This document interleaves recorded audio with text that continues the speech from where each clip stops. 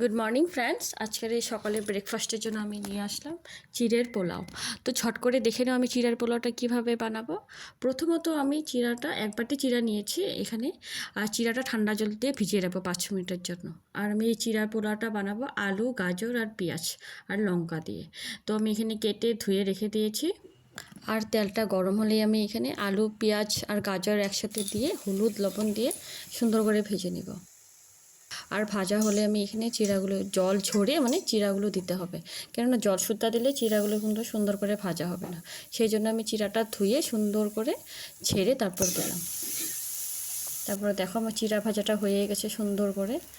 তারপর আমি এখানে দিয়ে দিলাম কাজু আর কিশমিশ। কাজু আর কিশমিশটাতে টেস্টটা একটু বেশি হয়, সেই জন্য আমি কাজু আর কিশমিশ দিয়ে দিলাম। তো আমার রেডি চিড়ার পোলাও। তো গরম গরম তোমরা সকালে ব্রেকফাস্টে এরকমভাবে বানিয়ে খাবে। তো ওকে, বাই বাই।